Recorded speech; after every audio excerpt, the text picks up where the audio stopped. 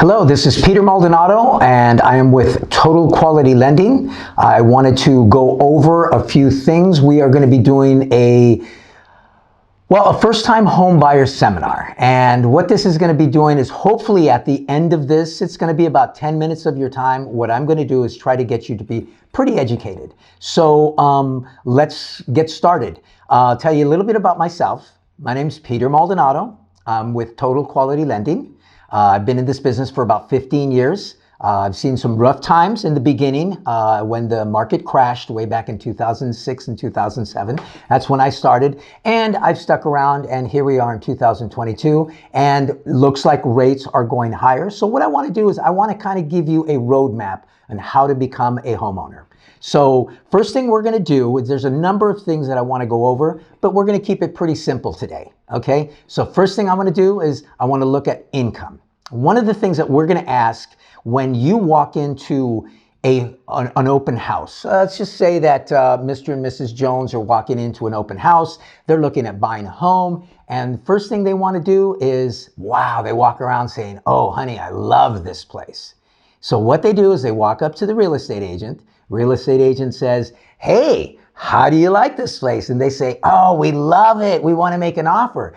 First thing that real estate's going to do, agent is going to say, are you pre-approved with somebody? Boom. That's what we want to do with this. We want to make sure that you are pre-approved before you walk into these open houses so that you feel confident in making an offer on a home. That's what I want to help you with. So that agent is going to be looking, and she's going to ask you, or he's going to ask you, are you pre-approved? And when we pre-approve you, you will have that confidence to say, yes, we are. If you don't, then he's not going to pay too much attention to you. They're going to come back and say, well, you can deal with our lender, which in case then you're dealing with a stacked hand, or you can say, hey, what do we need to do? This is what I'm going to do. So first thing we want to do is we want to look at your income. And I'm going to ask you for a few documents. The documents are going to be pretty non-invasive. They're going to be pretty available to you. First thing they're going to do is I'm going to ask you for 2 years worth of W-2s. I'm going to get to self-employment later, but we'll go to 2 years W-2s. They give you the W-2 forms at the end of your, or at the beginning of every new year from the year prior. I'm going to ask you for 30 days worth of pay stubs. Sorry, but we just got to ask that. I'm going to ask you for 2 months worth of complete bank statements. Now, when I say complete bank statements, it's not just the front page. What I want to do is I want you to understand that complete bank statements mean page 1 through 5. If it's 1 through 5, all pages, even if blank. Okay? And then the other thing I'm going to do is we are going to ask you for ID. Now, the purpose of ID is just to make sure that you have your valid driver's license and there's a social security number. Now, if you don't have social security, that's a completely other program we can get over, but I will revisit that at another time. This one is for the first-time home buyer. If you are self-employed, what we're going to ask you for is 2 years worth of tax returns. And if you have your own corporation, going to ask you for 2 years worth of your corporate taxes also. Okay, so just to revisit, I'm going to go over, we're going to ask for W-2s, pay stubs, bank statements, and ID. Okay? All right. The next thing they're going to find out, we want to find out, is how good is the credit? And the reason is really all lenders want, quite simply, let's break it down to its simplest form. Lenders want to make sure that you have the ability to repay.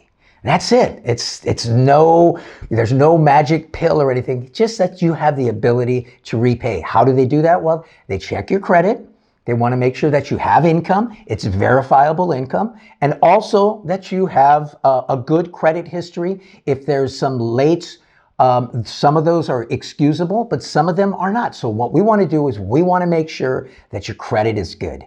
What we're going to ask for is a minimum 620 FICO.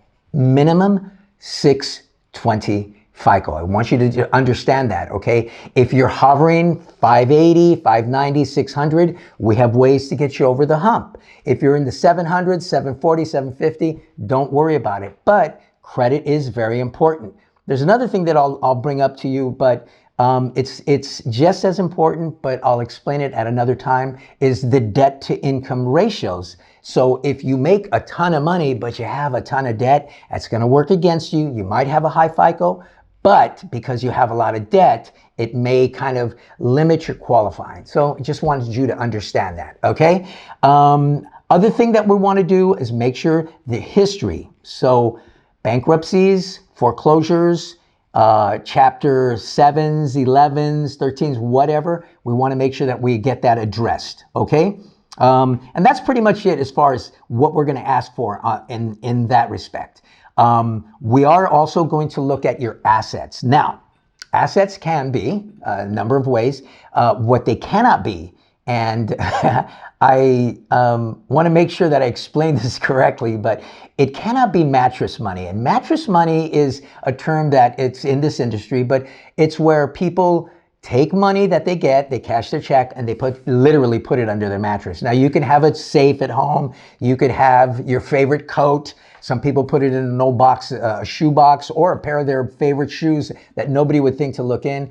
But that is not really allowable. You can take that, but if you have that and if you want to get pre-approved, to avoid that, what we want to do is you want to put it in the bank. Why? Because they're looking for seasoned funds. Seasoned funds. Seasoning is 2 months in the bank, okay?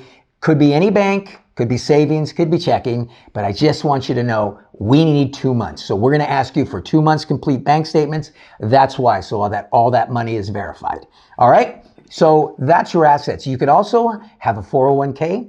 You could have retirement funds. You could have annuities. You could have PERS, CalSTRS. All those are worthwhile, and all we need to do is document it. Okay? So that's really pretty much how we handle that. All right. Going to go over some of the loan programs. There's basically 4. I mean, there's a ton of other loan programs out there. One of the things us at Total Quality Lending is we are very proud of the fact that we carry a ton of different loan programs. They could be FHA, conventional, VA, USDA, and that is exactly what it sounds like when you see the meat stamped at the supermarket, stamped USDA grade A beef. Well, that's what United States Department of Agriculture. But that's something that I'll explain in a second. But also we have what are called non-QM, which is bank statement programs where we actually don't even need to see other forms of all we needed to do is verify your income by your bank statements. We have those available. We have I-10 programs available. We have a number of programs available that are not your conventional type. They're non-QM, which means non-qualifying mortgage. Okay, getting back to it, FHA, just to be real quick on this, FHA is a government-backed loan. It's guaranteed by the federal government. Okay. Everybody kind of balks at the FHA, but I like FHA because number one, you can get in with a lower down payment, 3.5% on a $400,000 or just a $450,000 home, 3.5%. Now, at $500,000 at 3.5%, it's $17,000 to buy you a $500,000 home.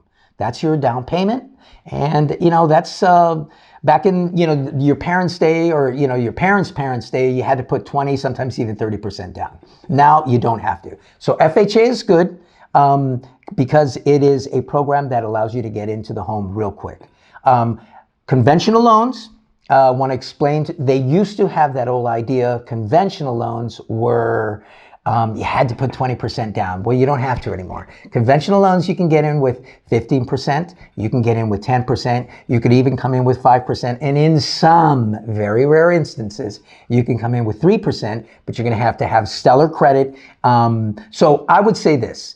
That's great to know, but 5% minimum, I would figure along those lines. If we can get the others, then let's do it like that. That's fine too. So that's conventional loan. The difference is conventional is not federally funded. Conventional is privately backed. Okay? Next thing is the VA loans. My personal favorites. This is our way of saying thank you to our veterans. VA loans, quite simply, are the best of both worlds. Because it's federally funded and government backed, they give you the lowest interest rates, but also there's no mortgage insurance on it, and you can get in with zero down. That's right. You can get in with as low as zero down. You're going to have to pay maybe some closing costs, a funding fee, but it's pretty, it's not a bad idea. if you are a veteran, that's probably your first choice, okay? The first choice is always going to be VA because it's the best loan out there.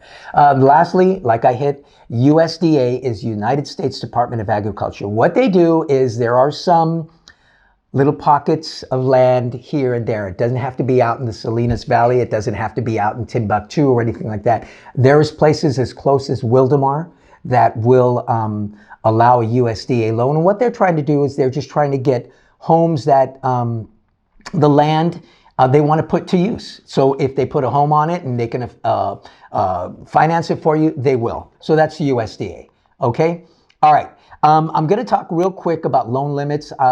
Every county has different loan limits. I don't want to spend too much time on it. There's one thing called the loan limit, and there's another thing called the purchase price. Okay, so if you have a purchase price of, say, $650,000, and in that area, the loan limit is $640,000, well, you're going to have to put some money down anyway. So as long as your loan limit is below what the loan amount is below what the loan limit is, you're fine. Okay, all counties have different loan limits. Orange County, LA County, San Diego County, San Francisco County. Some of the higher, more expensive counties are going to have higher loan limits. Usually it's $970,800 right now with conventional and FHA. As far as the Riverside, San Bernardino, some of the other counties, your loan limit is, I think, $562,350 for FHA. Okay. Anyway, we can always hit that if you have, you're looking in that area and you say, hey, Pete, I'm pre-approved, but can you do me a favor? Can you check this? Simple phone call is all we need. Okay.